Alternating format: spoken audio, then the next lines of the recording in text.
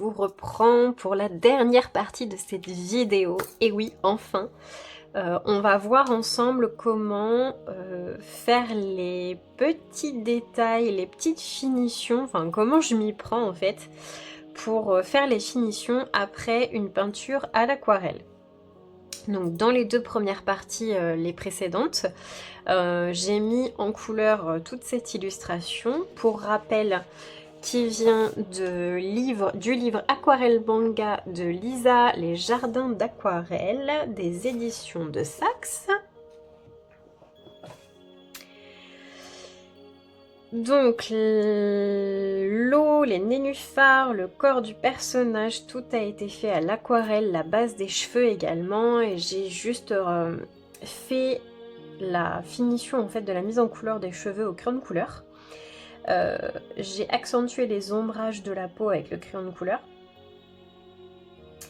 Les petits détails de la bouche, des sourcils, tout a été fait au crayon de couleur aussi, mais là maintenant je vais finir de travailler mes zones d'ombre et mes zones de lumière au crayon de couleur. Et tout à la fin, je ferai ma gouache pour faire les écumes de l'eau.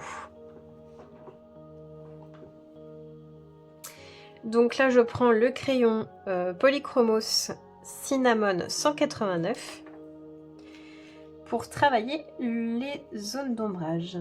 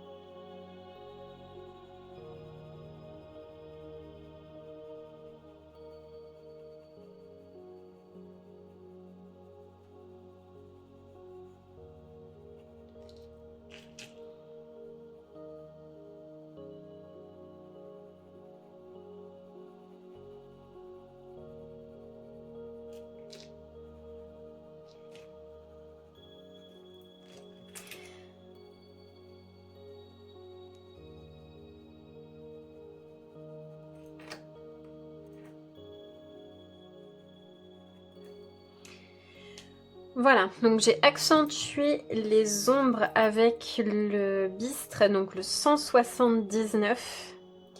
Et ensuite, je suis venue blender avec le 132.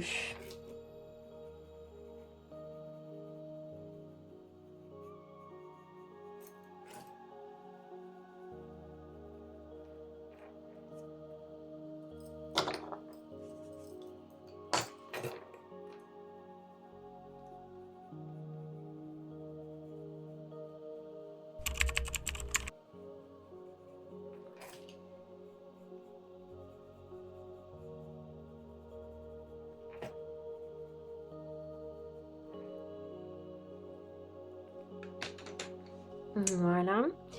Je vais retravailler un petit peu les cheveux.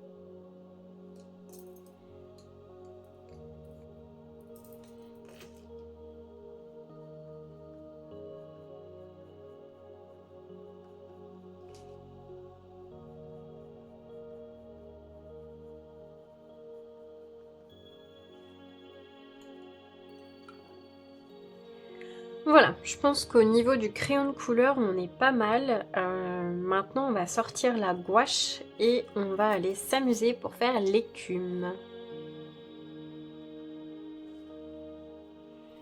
Alors, j'ai mis de la gouache blanche dans ma petite palette comme ça.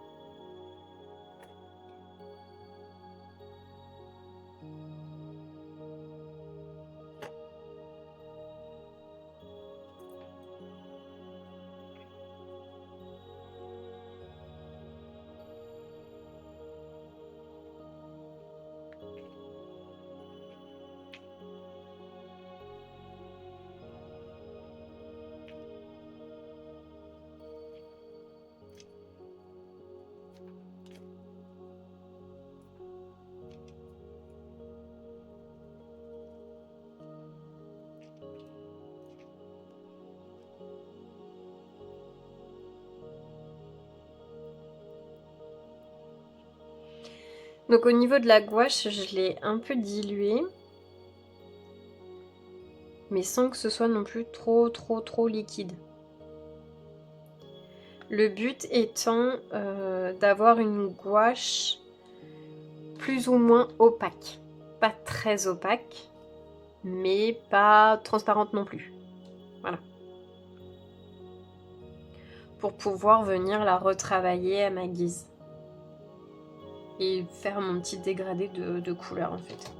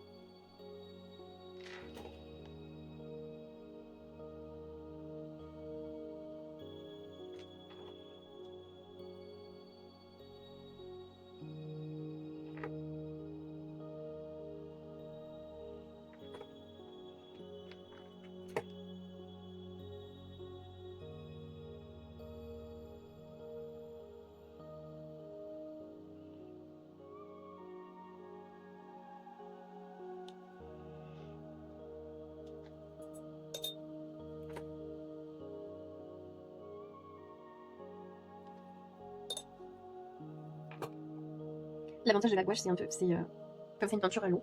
Si vous avez mis trop de quantité de gouache à un endroit et que vous voulez le rendre un peu plus transparent, il faut simplement mouiller votre pinceau, que votre pinceau soit propre mais gorgé d'eau, et repasser dessus pour le rendre un peu plus transparent, quoi. Donc on peut tricher facilement comme ça avec la gouache. J'en ai mis un peu trop mis, bon bah je prends mon pinceau mouillé et puis j'en enlève tout simplement.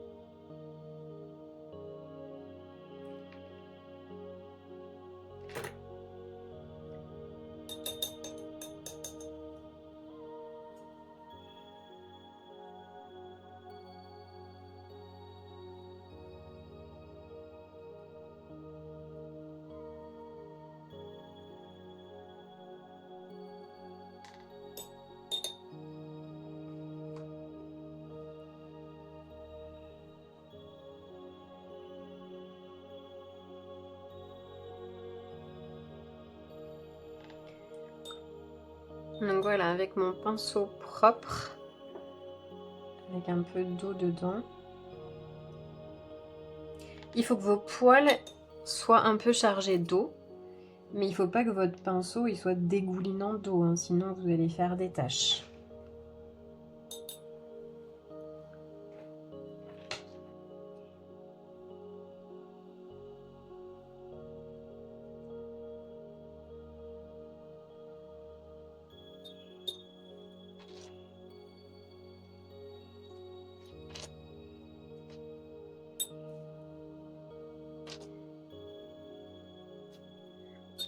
Voilà, donc j'ai juste mon pot d'eau, hein. C'est tout, mon petit chiffon, pour éviter que mon torchon, mon pinceau soit goutte en fait sur mon papier.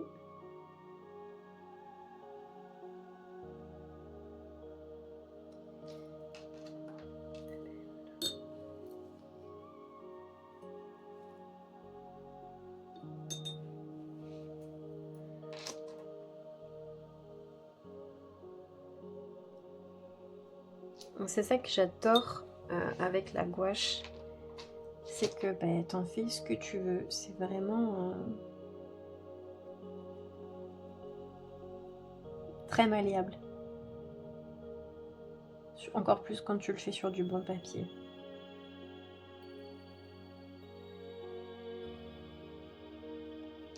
C'est comme l'aquarelle, hein. Quand tu le fais sur du mauvais papier, tu sens la différence que quand tu le fais sur du bon papier. Ce qui est logique, comme les crayons de couleur. Ce qui est logique. Mais en tout cas, ce que je veux dire, c'est que quand tu fais sur du bon papier, eh bien, il faut le savourer. Tout simplement.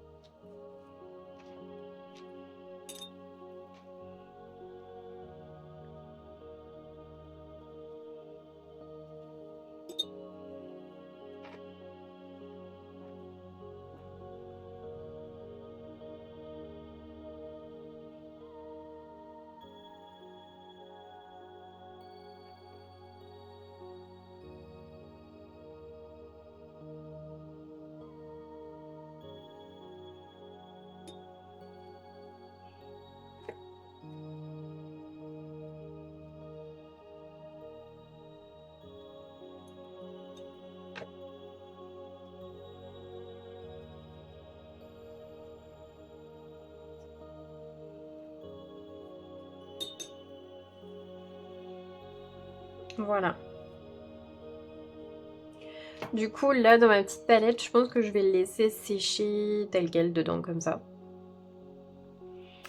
Et je vais le garder dans la palette, comme ça j'aurai juste, comme pour l'aquarelle, comme c'est de la gouache, une peinture à l'eau. Je mettrai juste de l'eau pour réactiver et pouvoir m'en servir comme ça à faire des petits détails. Et il est vrai que dans les colos, j'ai l'habitude de prendre les Posca, les stylos gel blancs. Mais finalement avec la gouache, c'est vachement chouette de faire la petite finition à la gouache. J'aime bien. Après les mini détails, peut-être être plus à l'aise avec le stylo gel.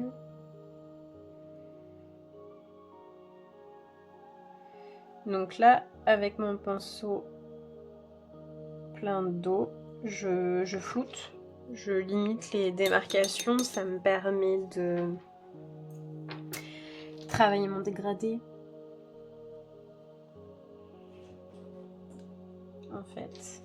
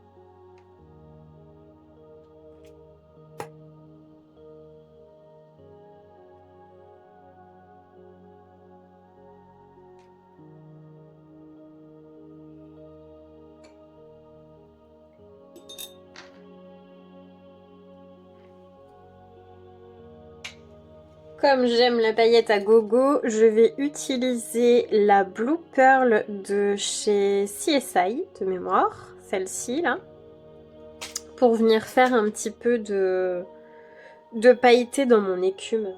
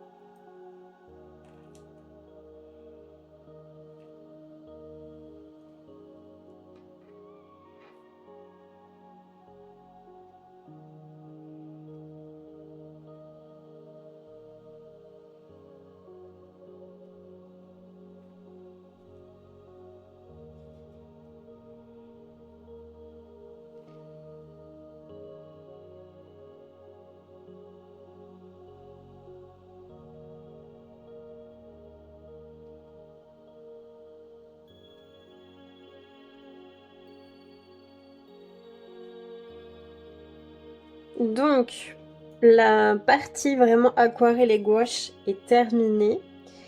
Je pense que je vais mettre... Quand je vous dis que j'arrive jamais à m'arrêter, c'est pas une blague. J'ai envie de mettre un peu de blanc pailleté. Et là, c'est du transparent pailleté.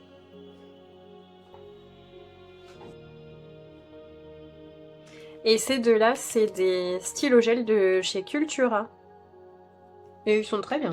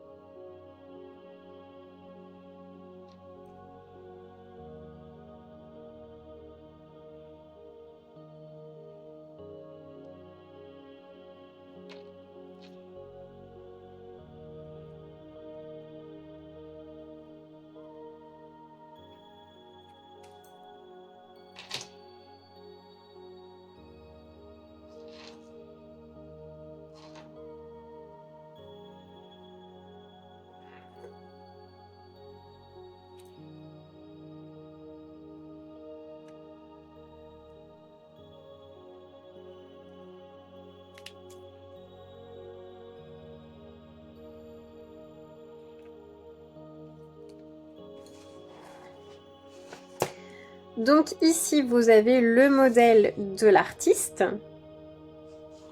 Et ici, vous avez ma version. Et le tour est joué. Et ben, je suis super contente. J'ai pris beaucoup de plaisir à faire cette illustration. Je vais pouvoir le déscotcher, le laisser sécher. En général, je laisse sécher ouais, une nuit. Et parce que souvent je l'ai fini le soir. Je vais laisser sécher une nuit et je n'y touche pas. J'y touche pas, de peur de faire un dégât. Que ce soit stylo gel, peinture, tout ça. Hop.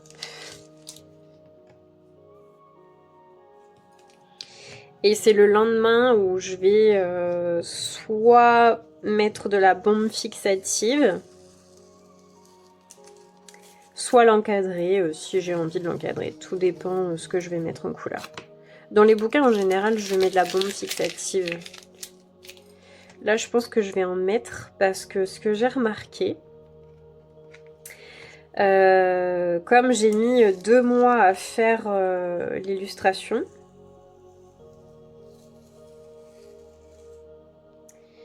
excusez-moi, je me concentre.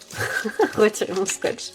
Comme j'ai mis 2 mois à faire l'illustration, en fait, j'avais commencé à faire mes ombrages au niveau de la peau. Sauf que 2 mois plus tard, je me suis aperçue, même 1 mois après, je me suis aperçue en fait que mon crayon de couleur finissait par s'estomper. Donc là, j'en ai rajouté, j'ai terminé mes ombrages au crayon de couleur et je pense que je vais passer une bombe sur le personnage pour bien fixer mon crayon de couleur. Parce que j'ai pas envie qu'il s'estompe encore dans le temps. Est-ce que c'est le fait qu'il y ait de l'aquarelle dessous? Est-ce que ça vient du papier? Je ne sais pas. Mais c'était assez désagréable parce qu'il a fallu que je refasse mon ombrage au crayon de couleur, quoi. Bon.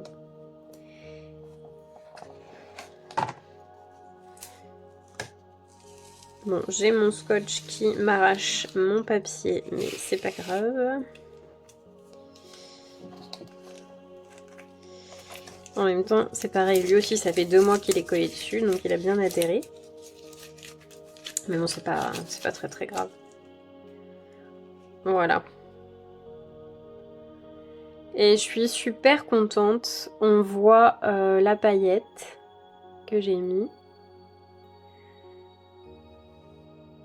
Je suis vraiment ravie de cette expérience. Je suis vraiment ravie de cette expérience. J'ai passé un très très bon moment avec ce livre. Les illustrations sont magnifiques, la qualité du papier est top, vraiment. Comme je vous ai dit, alors la partie tuto peau est très bien faite. Je trouve qu'elle est très bien faite, elle est très bien expliquée. Par contre, j'aime aussi que le détail en fait des numéros de crayon, des couleurs de crayon, des couleurs des aquarelles soit bien précisé. C'est très explicatif, ça je trouve que c'est quali. Par contre, arrivé à la fin, alors après bon, ça s'explique dans le sens où s'ils mettent plus d'explications, à un moment donné le bouquin va être énorme, donc c'est compréhensible, hein.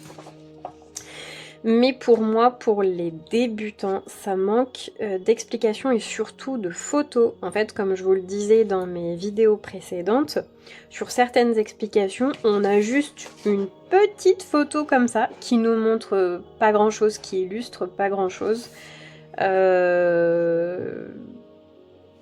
le petit bémol. Franchement, s'il faut trouver une critique négative, ça va être ça le bémol, c'est qu'au niveau des explications, surtout vers la fin, j'ai trouvé qu'au début, par rapport aux premières étapes de mise en couleur, c'était très bien expliqué, très bien réalisé.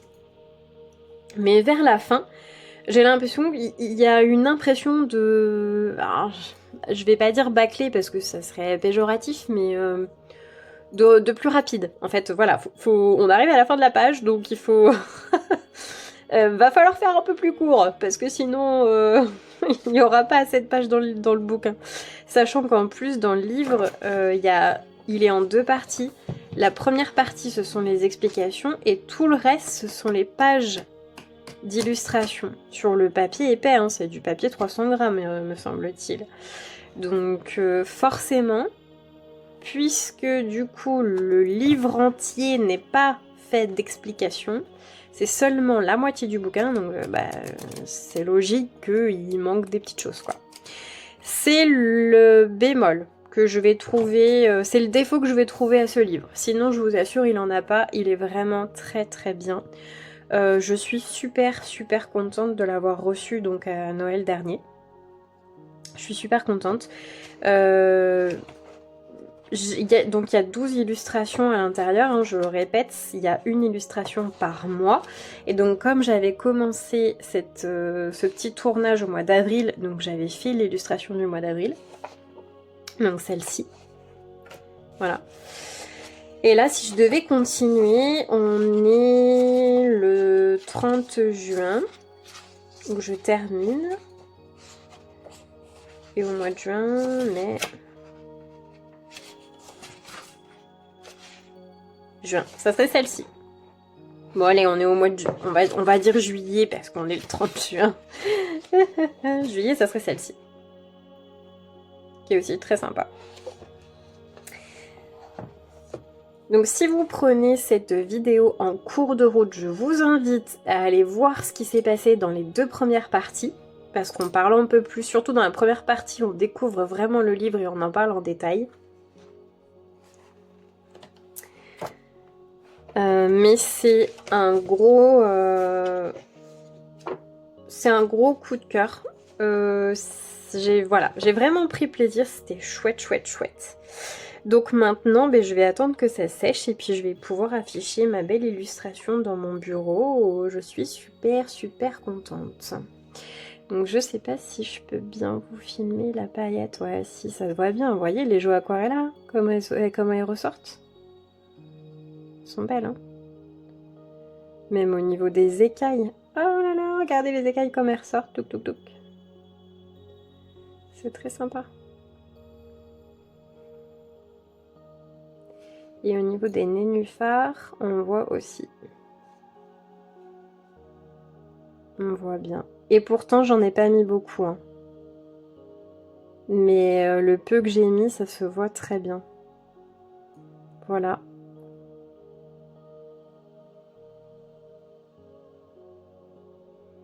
Et donc, je suis ravie. J'ai juste ajouté des scintillantes CSI, le Pearl. Je crois que c'est ça, j'ai dit Pearl. En fait, je voulais que, comme si ces écailles scintillantes scintillent à travers l'eau. Donc c'est pour ça que je l'ai fait au niveau de ses bras, au niveau de ses hanches, mais que je ne l'ai pas fait ailleurs. Voilà, on voit très bien le scintillant.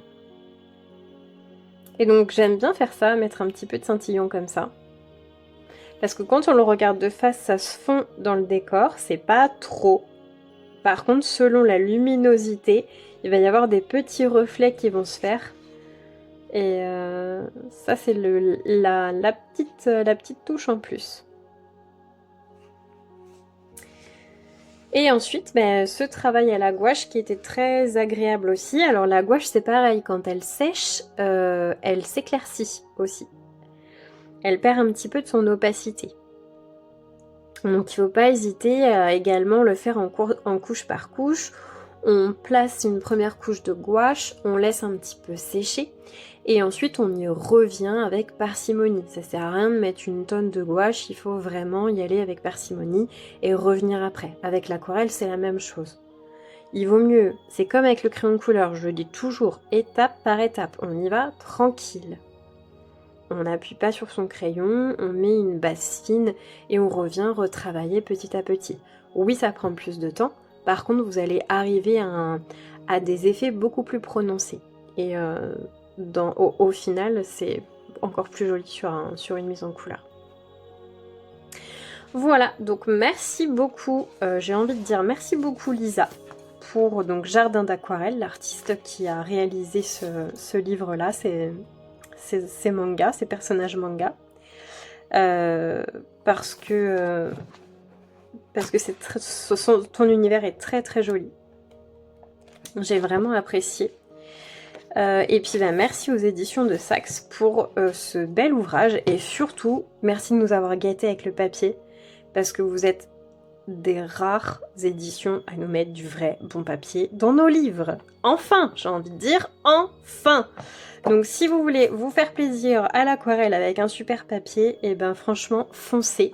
Je vous mets ce livre dans la barre d'infos de cette vidéo et foncez. commandez-le parce que franchement vous serez pas déçus. Vous serez vraiment pas déçus du tout.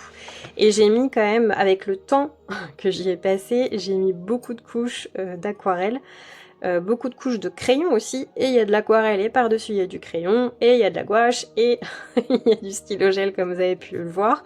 Il y a vraiment différents médiums, et franchement il est bien robuste, hein.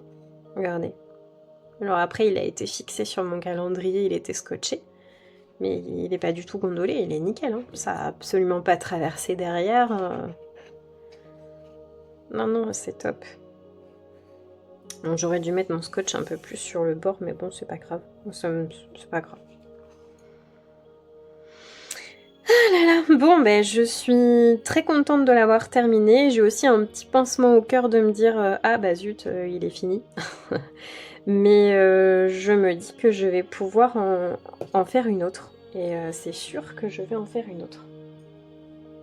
J'espère ne pas mettre 2 mois encore pour le faire. Mais, mais je vais en faire une autre, c'est certain. Je suis très contente. Merci à vous d'avoir regardé cette vidéo et j'espère les 3 vidéos du coup au total. J'espère que vous avez passé un bon moment. N'hésitez pas à me dire en commentaire ce que vous avez pensé de ce Color With Me. Si vous avez envie que j'en refasse un avec vous ou si je le fais toute seule dans mon coin, n'hésitez pas à me le dire. N'hésitez pas aussi à me dire si vous voulez des petites améliorations sur des explications, n'hésitez pas à me poser des questions. C'est comme ça qu'on s'améliore, donc venez papoter avec moi dans les commentaires. Je vous fais des bisous et je vous dis à très bientôt.